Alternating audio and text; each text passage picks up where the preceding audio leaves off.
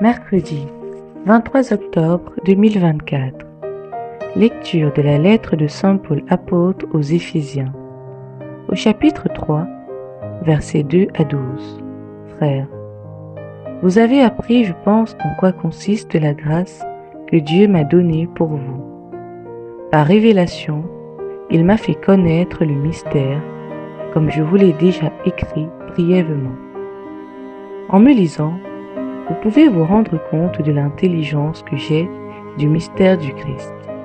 Ce mystère n'avait pas été porté à la connaissance des hommes des générations passées, comme il a été révélé maintenant à ses saints apôtres et aux prophètes dans l'Esprit.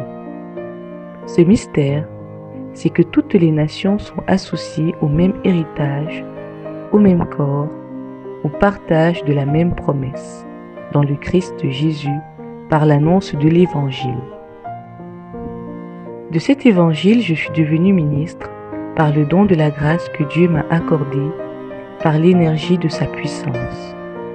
À moi qui suis vraiment le plus petit de tous les fidèles, la grâce a été donnée d'annoncer aux nations l'insondable richesse du Christ et de mettre en lumière pour tous le contenu du mystère qui était caché depuis toujours en Dieu, le Créateur de toutes choses.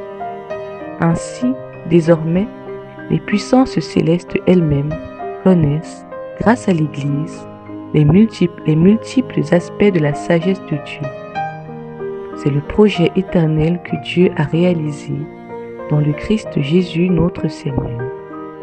Et notre foi au Christ nous donne l'assurance nécessaire pour accéder auprès de Dieu en toute confiance. Évangile de Jésus-Christ selon saint Luc, au chapitre 12, versets 39 à 48. En ce temps-là, Jésus disait à ses disciples, « Vous le savez bien, si le maître de maison avait su à quelle heure le voleur viendrait, il n'aurait pas laissé percer le mur de sa maison. Vous aussi, tenez-vous prêts. C'est à l'heure où vous n'y penserez pas que le Fils de l'homme viendra. » Pierre dit alors, « Seigneur, est-ce pour nous que tu dis cette parabole, ou bien pour tous ?» Le Seigneur répondit, « Que dire de l'intendant fidèle et sensé, à qui le maître confiera la charge de son personnel pour distribuer en temps voulu la ration de la nourriture. Heureux ce serviteur que son maître en arrivant trouvera en train d'agir ainsi.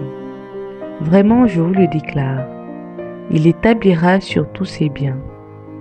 Mais si le serviteur se dit en lui-même, mon maître tarde à venir, et s'il se met à frapper les serviteurs et les servantes, à manger, à boire et à s'enivrer, alors quand le maître viendra, le jour où son serviteur ne s'y attend pas, et à l'heure qu'il ne connaît pas, il l'écartera et lui fera partager le sort des infidèles.